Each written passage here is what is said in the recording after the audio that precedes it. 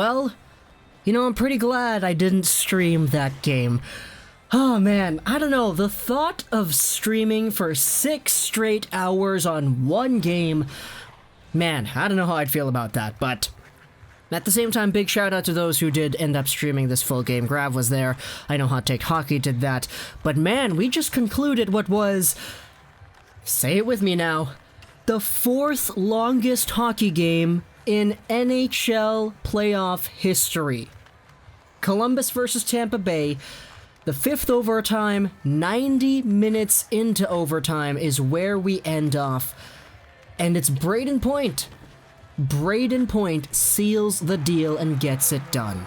Now, I didn't watch the majority of this game. I woke up at like 1. I'd been playing Fall Guys the entire night, so I was kinda tired, but I missed this game when it started, and I started tuning in once in a while, a little bit, here and there, throughout the second period and somewhat through the third. But I really started watching and paying attention once it hit around the second overtime mark of the game. So you could imagine my shock when the Tampa Bay Lightning and the Blue Jackets end up playing what is an entire full game's worth of time afterwards. Man, they pretty much just wrapped up what was the second period of Game 3, if you want to go and look at things in those kinds of terms. But let's go over some of the stats over here. The final score is 3-2 for Tampa Bay. The shots on goal, 88-63 for Tampa. Now, it's not every day that you can say, darn, my team just got outshot by 25 shots, but we still got 63 shots on goal. Joonas Korpisalo made 85 saves in this one. Since 1955, he has broken the record for the most saves in a game. Now, I say that because earlier in the 1930s, there was a man with the name of Normie Smith who had 92 saves in a playoff game, but for some reason they didn't actually talk much about that. They were mostly talking about the relatively recent records compared to that, because I was literally in the 1930s.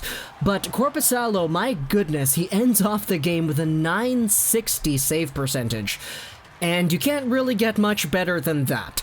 Now, I will say the last goal that went in, the Brayden Point wrist shot all the way from the far slot, certainly wasn't a great goal to let in. I can understand why it went in, because, hey, there was a little bit of a screen, a mild scramble, kind of tough to track the puck in those circumstances.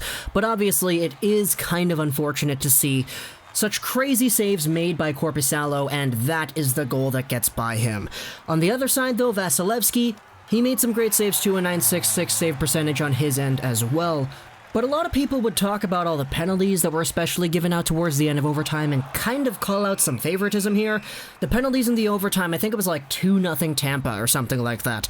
And sure, just 2 penalties in the span of 5 periods doesn't seem like a lot, but especially towards the end where Atkinson came in on a breakaway and he got taken down, that wasn't a penalty. I was kind of upset about that. But still, man, crazy game. At least it's only 1-0, right? We still have, at the minimum, 3 more games to go. So, talk to me in the comments what you thought about this game. I hope you enjoyed this short video talking about it. Did you watch this game? Did you witness this part of history? Let me know in the comment section below.